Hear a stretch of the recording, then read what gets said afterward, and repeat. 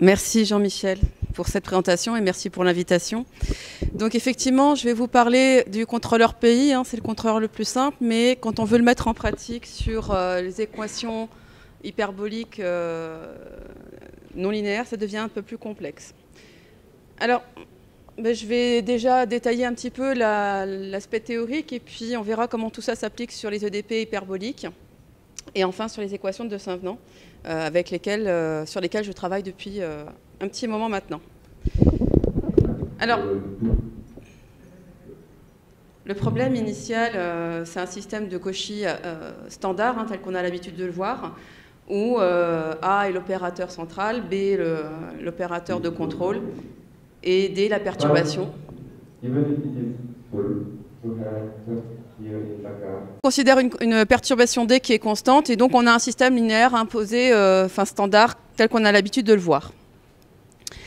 La question est dans quelles conditions je vais pouvoir implémenter un contrôleur PI, et surtout la partie intégrale qui est celle qui pose en général le plus de soucis. On a eu beaucoup de résultats grâce à Jean-Michel et Georges Bastin sur l'aspect proportionnel finalement avec les contrôleurs à base de coordonnées riemanniennes. Mais qu'en est-il si on va un peu plus loin avec un contrôleur intégral?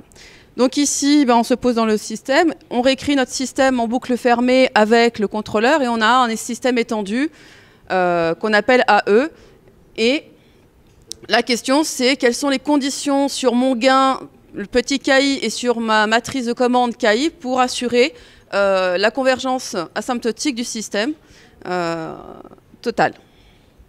Et pouvoir garantir la régulation aussi.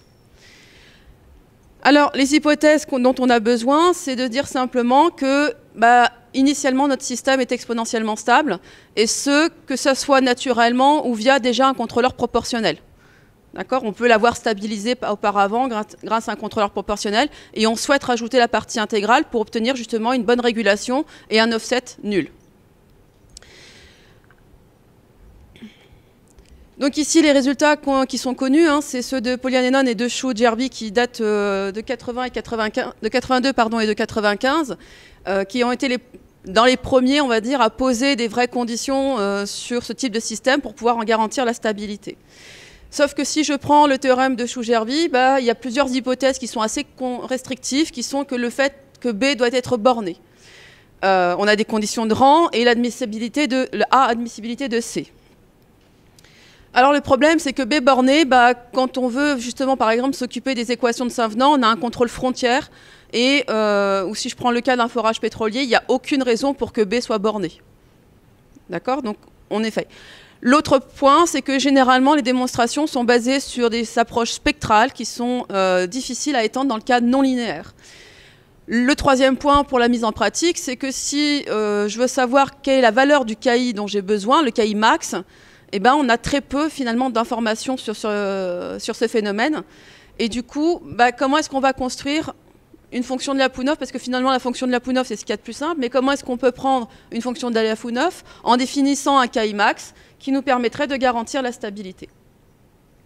Alors, je repars des hypothèses initiales. Sur cette partie-là, vous m'excuserez, j'irai un petit peu rapidement. Hein, c'est des résultats qui ont été publiés.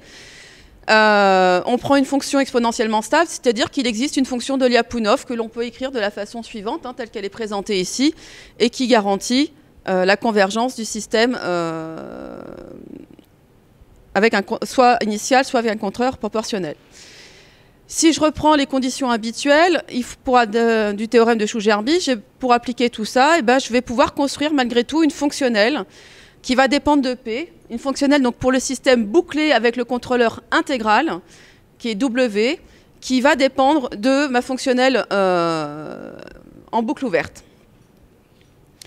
Qu'est-ce que ça apporte de plus? Tous les termes là, que vous voyez en bleu et en orange font apparaître finalement l'apport de cette partie intégrale Et la question, c'est comment est-ce qu'on va pouvoir s'occuper, se traiter ces différents éléments pour que ça nous garantisse encore la convergence.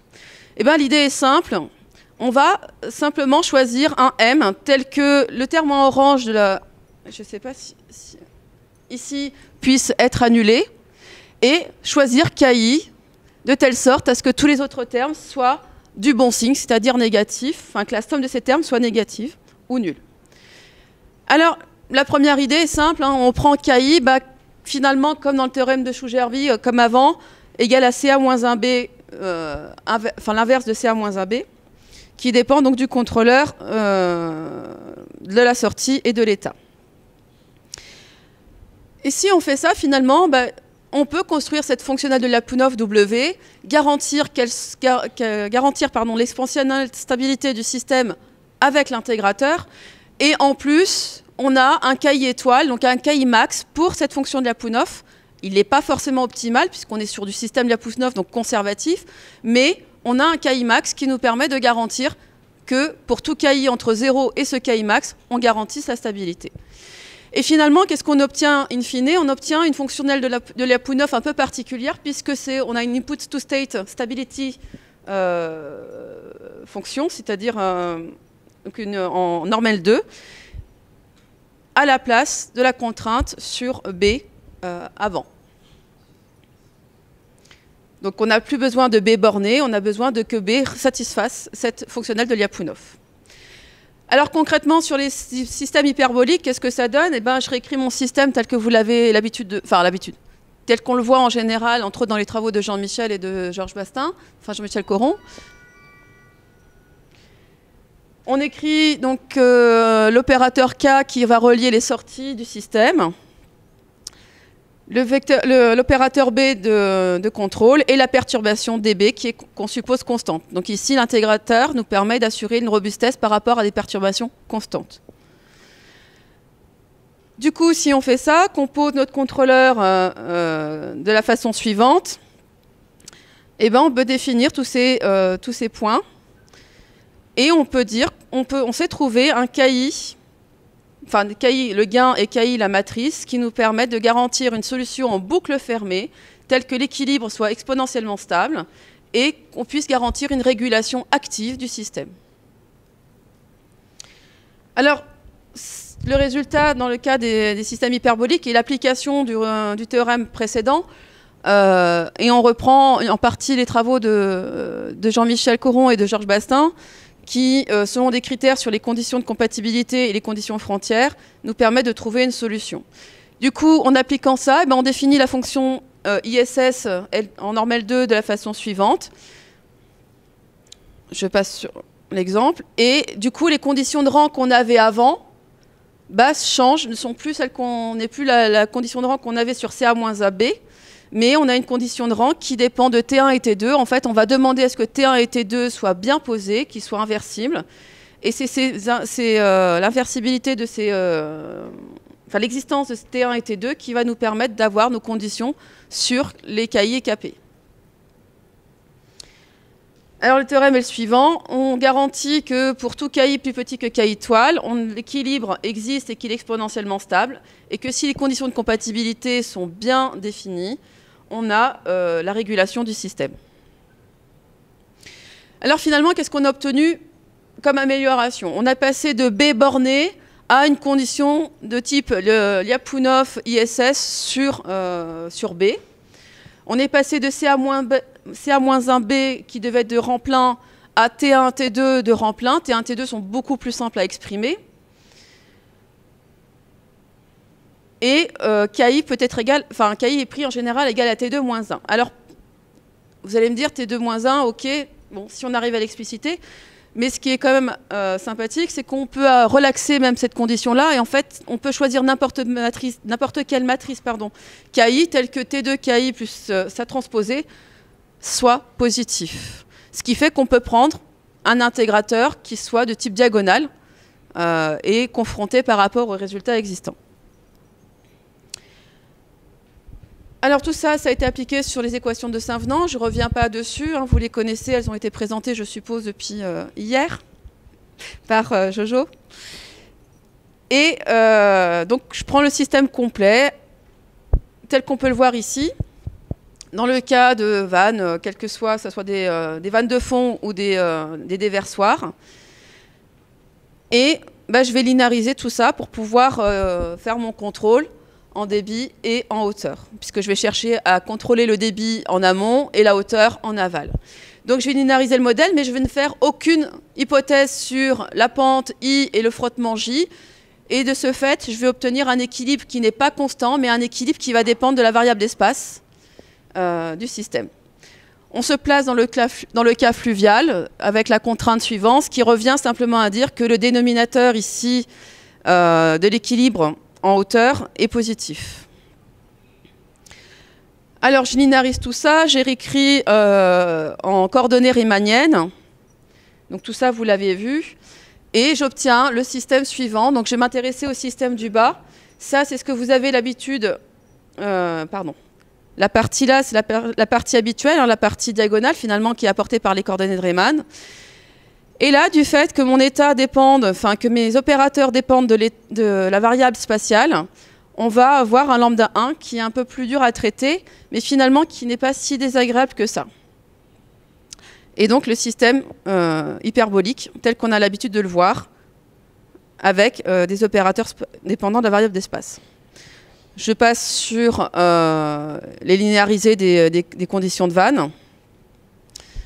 Et ici, je réécris mon système. Donc, j'applique tout ce que je vous ai présenté avant. Je calcule ma sortie. Je définis par rapport à mes coordonnées Riemann comment est-ce que j'obtiens ces sorties-là. Donc, pour avoir Q0 et HL, il faut que je définisse L1 et L2 de la façon suivante. Et on avait démontré avec Christophe Prieur que pour un système de ce type, la stabilité exponentielle avec un correcteur type proportionnel était garantie quand on avait K0, K1, KL, plus petit que 1 moins epsilon. Epsilon, dans le cas où l'opérateur dépend de la variable spatiale, epsilon va représenter le temps de propagation et tout l'apport de la pente et du frottement, puisqu'on a supposé ici qu'ils ne s'annulaient pas. Enfin, que I et J n'étaient pas égaux. Donc, on sait garantir le système dans le cas, la stabilité exponentielle du système dans le cas d'un correcteur de type proportionnel. Et ici, on va calculer cette fois les deux fonctions qui vont nous permettre de calculer T1 et T2. Donc, pour calculer T1 et T2, il faut résoudre le premier système phi S. D'accord ? Et ici, ce qu'on voit, c'est que finalement, mon opérateur ici, que je vais devoir résoudre, dépend de la dérivée de l'équilibre. Ce qui fait qu'on va pouvoir le calculer explicitement et avoir une solution explicite du système. On fait la même chose avec psi. Finalement, tous ces termes-là, c'est pareil. Tous ces termes-là vont dépendre de la dérivée spatiale. Et de ce fait, on va pouvoir calculer de façon explicite l'intégrale, la solution de cette équation différentielle. Alors, lorsqu'on compile tout ça et qu'on regarde, je vous rappelle qu'on devait quand même vérifier que T1, T2 existaient, étaient de rang plein. Et ces conditions, qu'est-ce qu'elles nous donnent? Elles nous donnent que K0 doit être différent de ces différentes valeurs, et K0 étant lié à la valeur de KL. Alors, ce qui est assez marrant, si on regarde concrètement ce qui se passe, c'est qu'on se ramène à des cas d'études habituels, c'est-à-dire, par exemple, lambda, les opérateurs du système étant constants. On retombe sur les mêmes types de conditions qu'on avait développées avec Jean-Michel et Georges, puisqu'on a des contraintes de K0 qui sont liées aux valeurs propres du système, C et D. Et donc on a une contrainte entre K0 et KL qu'on retrouve, puisque c'est dans les travaux qu'on avait développés. Et on retrouve une contrainte par rapport au temps de propagation C et D. Alors on explicite du coup, on a posé KI égale T2-1, on a calculé notre KI étoile, on obtient des valeurs spécifiques, puisqu'on a explicité tous les systèmes. On a donc tous les coefficients qui sont dans le KI étoile sont définis ici. P underscore, c'est la valeur minimale de la fonction de Lyapunov. Le psi max est défini comme étant la valeur maximale de la fonction psi. Et on peut utiliser, avec les méthodes de forwarding, développer la fonctionnelle de Lyapunov V telle que V point et définissent une fonction de ISS. Alors pour synthétiser un peu tout ça, finalement, qu'est-ce qu'on a? On avait développé en 2008 des résultats d'intégrateurs qui nous disaient simplement que notre intégrateur doit avoir un signe spécifique, c'est-à-dire que M0 doit être positif, ML négatif en fonction de ce qu'on choisissait comme sortie, ou l'inverse si on choisissait d'autres types de sorties. On avait K0 KL plus petit que 1, K0 plus petit que 1 et KL qui dépendait du ratio C et D. Avec Christophe Prieur, on avait développé dans le cas, cette fois, où on avait donc un état qui dépend, enfin l'opérateur qui dépendait de l'espace, que la contrainte n'était plus K0 KL plus petit que 1, mais 1 moins epsilon, epsilon dépendant, comme je vous l'ai dit tout à l'heure, de la pente, du frottement et de tout ce qui allait avec. Et finalement, on avait rajouté, lorsque j'avais fait des simulations, des expérimentations sur site, on avait rajouté la partie intégrale. On voyait que ça fonctionnait, donc j'avais couplé les deux approches, mais on n'avait pas su démontrer pourquoi ça fonctionnait. Jean-Michel, avec Amaury Hayat, a développé l'an dernier un résultat qui aussi permet de dire que dans le cas d'onde, une simple onde, on peut démontrer que le Kimax est donné par pi lambda sur 2L, résultat qui avait été obtenu en parallèle dans le cas linéaire par Toutrin. Mais ici, dans le cas 1D, où lambda 0,2S n'était non nul et lambda 1 nul. Ici, qu'est-ce qu'on a apporté? Finalement, on se pose dans un cas encore plus général, puisque lambda 0 et lambda 1 ne sont non nuls. On est dans le cas où on a plusieurs équations, donc on n'est pas forcément en 1D, on en parle d'un système complet. Et on a pu définir un KI étoile qui nous permet de garantir la stabilité dans le cas lorsqu'on rajoute l'intégrateur. D'accord? Et on a...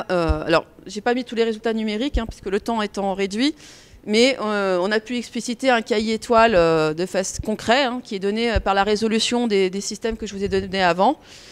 Et bon, le seul point, c'est le fait que ça soit conservatif, et donc le KI étoile que nous on propose n'est pas forcément optimal comme celui qui avait été proposé par Amaury.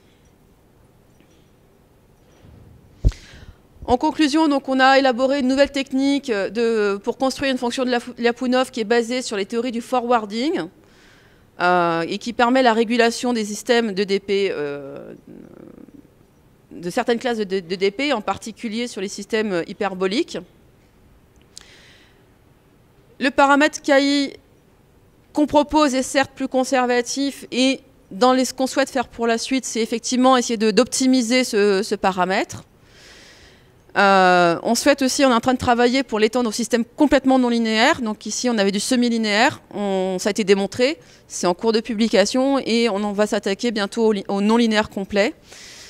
Et on a en prévision aussi le fait d'annihiler, entre guillemets, les perturbations temporelles.